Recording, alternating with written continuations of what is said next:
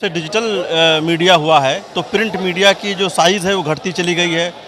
बहुत सारे अखबारात अब प्रिंट कम हो रहे हैं, तो सबके सामने चैलेंज है और उर्दू के सामने ख़ास तौर से चैलेंज है, इसलिए कि हिंदुस्तान के अंदर जिसका जो रेवेन्यू मॉडल है ना, अभी तक उर्दू मीडिया ने अपना कोई रेवेन्यू मॉडल उस तरह से नहीं डेवलप किया। लेकिन जहाँ तक लिखने पढ़ने की बात है, उर्दू आज जितना लिखी जा रही है, डिजिटल आने के बाद और उसका दायरा बढ़ा है, लेकिन अभी भी उर्दू जो डिजिटल हुआ है वो बहुत महदूद है। ये भी एक बहस चलती रहती है, लोग इनके ऊपर डाल देते हैं कि उर्दू मुसलमानों की ज़ुबान। हमारा कोई उर्दू सहाफ़त का कोई अलग से कोई डिजिटल कोई फाइनेंशियल मॉडल नहीं होगा। हम में से कोई भी एक अखबार रजिस्टर करता है, वो वन मैन आर्मी हो जाता है, फॉर्मेट में नहीं जाते हम लोग, इसलिए हम पीछे रह जाते हैं।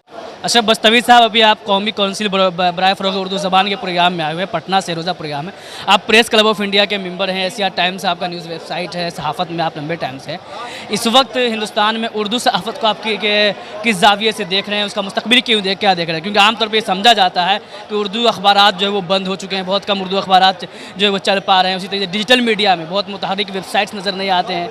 तो और जो जर्नलिज्म के तलबा हैं उनके बीच भी एक नैरेटिव ये रहता है कि उर्दू में मुस्तकबिल नहीं है, उर्दू सहाफ़त का कोई मुस्तकबिल नहीं है। आप इसको किस नज़र से देखते हैं? देखिए, बहुत खुशगुमानी में मैं नहीं रहता। ये आपने जो बातें कही हैं, आपके सवाल में ही जवाब है कि उर्दू सहाफ़त का जो मुस्तकबिल है, ज़ाहिर सी बात है चैलेंजों वाला है। और इस वक्त जब से डिजिटल मीडिया हुआ है तो प्रिंट मीडिया की जो साइज़ है वो घटती चली गई है। बहुत सारे अखबारात अब प्रिंट कम हो रहे हैं, तो सबके सामने चैलेंज है और उर्दू के सामने ख़ास तौर से चैलेंज है, इसलिए कि हिंदुस्तान के अंदर जिसका जो रेवेन्यू मॉडल है ना, अभी तक उर्दू मीडिया ने अपना कोई रेवेन्यू मॉडल उस तरह से नहीं डेवलप किया जैसा दूसरे जो अंग्रेज़ी के अखबारात हैं, हिंदी के अखबारात हैं, कंपनियां हैं, उन्होंने कंपनी बनाया। कंपनी बनाने के बाद उसका एक मार्केटिंग स्ट्रेटजी डेवलप की, प्रोडक्शन, मार्केटिंग सब कुछ रहा है। लेकिन उर्दू में बदकिस्मती से इस लेवल का कोई चीज़ नहीं हुई है, इसलिए ये समस्या ख़ास तौर से उसको लेकर के, मईशत को लेकर के, फाइनेंस को लेकर के होती है। लेकिन जहाँ तक लिखने पढ़ने की बात है, उर्दू आज जितना लिखी जा रही है, डिजिटल आने के बाद और उसका दायरा बढ़ा है, लेकिन अभी भी उर्दू जो डिजिटल हुआ है वो बहुत महदूद है।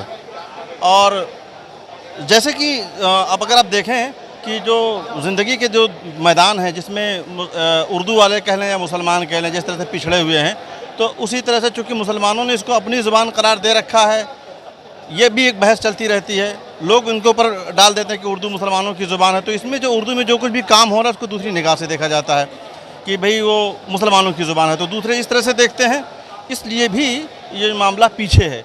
लेकिन ये है कि मैं ये कहूँगा कि ये कमोबेश मेरा ख्याल है कि हर दौर में उर्दू की सहाफ़त रहेगी। अब ये और बात है कि आप जिस दौर में हम खड़े हैं, इस वक्त जो चैलेंजेस हैं उस वक्त के चैलेंजेस कुछ और भी होंगे। चैलेंजेस का मुकाबला आखिर कैसे हो सकता है? मुआशी मसाइल का हल कैसे निकाला जा सकता है?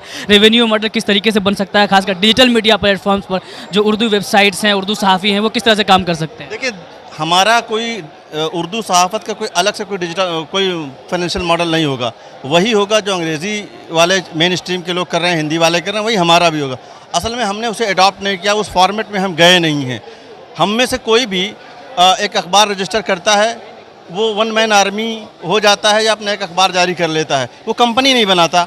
कंपनी के जो उसूल हैं बनाने के, अफराद रखने के, चीज़ें रखने, उस फॉर्मेट में नहीं जाते हम लोग, इसलिए हम पीछे रह जाते हैं। तो जो रेवेन्यू है ख़ास तौर से उनके पास क्या कहते हैं, कॉरपोरेट कंपनियों के पास, और एफएमसीजी की जो कंपनियां हैं, मेडिकल की जो कंपनियां हैं, तमाम कंपनियां उनको इश्तहार देती हैं, तो वो चूँकि उस फॉर्मेट में अपना काम कर रहे हैं, इसलिए वो इश्तहार तो एक्सेस कर पाते हैं।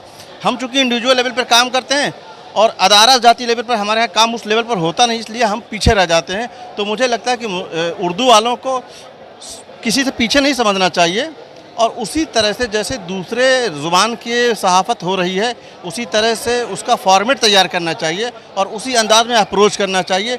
और ये जो हम उर्दू कह करके कि भाई हमें कोई अलग से एड मिले, मदद मिले और हमारी सहाफ़त है, तो मुझे लगता है कि एड और मदद से हम बहुत ज़्यादा मजबूती के साथ कोई सहाफ़त नहीं कर सकते।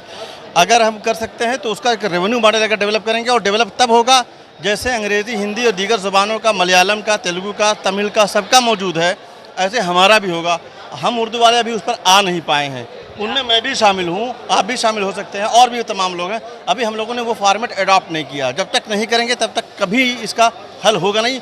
आज मुझसे ये सवाल कर रहे हैं, 10 साल पहले लोगों ने सवाल किया होगा, आने वाले 10 साल के बाद भी यही सवाल रहेगा कि उर्दू कहाँ है, उर्दू का मुस्तकबिल क्या है। आखिरी सवाल मेरा ये होगा कि एक बात ये भी कही जाती है कि उर्दू जो अखबारात है या न्यूज़ वेबसाइट्स है उसके मज़ामीन का, उसके न्यूज़ स्टोरीज़ का वो मेयार नहीं होता है जो वक्त की ज़रूरत है। मिसाल के तौर पर जो अंग्रेज़ी वेबसाइट जिसके वो एकेडमिक टॉपिक्स पर, सोशल और पॉलिटिकल टॉपिक्स पर जिस तरह रिसर्च बेस्ड वर्क कर रहे हैं, जिस तरह का मवाद फराहम कर रहे हैं आवाम को, वो उर्दू अखबारात नहीं दे पा रहे हैं या उर्दू डिजिटल मीडिया नहीं दे पा रहा है। इसको आप किस तरह देखते हैं? बिल्कुल सही कहा आपने कि वो वसाइल भी तो नहीं इनके पास हैं। दो चीज़ें हैं, जो कंटेंट, जिस तरह का रिच कंटेंट की आप बात करें अंग्रेज़ी की, कि वहाँ इस तरह की इन्वेस्टिगेटिव स्टोरीज़ आती हैं, स्पेशल स्टोरीज़ आती हैं, ग्राउंड रिपोर्ट्स आती हैं, तो वो तब मुमकिन है कि उनके पास एक रिपोर्टर्स होते हैं मैदान में, बीट वाइज रिपोर्टर्स होते हैं अलग अलग, और उनकी अपनी ट्रेनिंग का इंतज़ाम होता है, उनको अच्छी सैलरी दी जाती है, उनको असाइनमेंट दिए जाते हैं, तब वो उस तरह की अंग्रेज़ी में हम स्टोरी देख पाते हैं। हम उर्दू से वो तवक्को करते हैं कि हम उर्दू में 1-2 परमानेंट रिपोर्टर रखते हैं छोटी सी तनख्वाह पर, और ज़्यादातर हम कैजुअल रखते हैं, और हम ये तवक्को करते हैं कि कैजुअल रिपोर्टर हमारा उस तरह से काम करे जैसे टाइम्स ऑफ इंडिया का रिपोर्टर काम करता है, मुमकिन नहीं है। तो इसके पीछे भी वसाइल की ही प्रॉब्लम है। वसाइल अगर उर्दू अखबारात के पास आएँ और उस अंदाज में आएँ और उसका उस अंदाज में इस्तेमाल हो। एक चीज़ और, ऐसा भी नहीं है कि उर्दू अखबार चलाने वालों के पास वसाइल नहीं आए हैं। माजी में अगर देखें, बहुत बड़े बड़े अखबार बहुत दिनों तक अच्छा काम किए हैं, अच्छा पैसा भी कमाया है उन्होंने उर्दू के, लेकिन उन्होंने उसका कोई मॉडल तैयार नहीं किया। वो वहीं रहे, पैसा कमाया, अपनी प्रॉपर्टी बनाई, कंपनी पर इन्वेस्ट नहीं किया, ऑफिस उनका वैसे ही दीनहीन बनाए रखा, अपने अफराद को परमानेंट नौकरियां नहीं दी, जिस वजह से भी वो उनका कोई वो नहीं, अलबत्ता उनकी अपनी जेबें भरी हैं। तो हमारी सोच में ये प्रॉब्लम है। उर्दू चलाने वाले जो लोग हैं उनकी सोच की प्रॉब्लम है। वो ये समझते हैं कि हमको कोई चंदा दे, हमको कोई मदद करे, तो इस तरह से मदद और चंदे की बुनियाद पर जहन में हम सोचते रहते हैं। तो इसलिए मुझे ऐसा लगता है कि उर्दू वालों को किसी से कम नहीं समझना चाहिए। जब ये ज़ुबान एक मेन स्ट्रीम की पत्रकारिता 1947 से पहले हो रही थी, तो आखिर क्या हुआ 1947 के बाद ये किसी भी ग्रेड में नहीं आती, ख़त्म हो गई। ठीक है, तो इसलिए भी ऐसा है। ठीक है, बहुत शुक्रिया।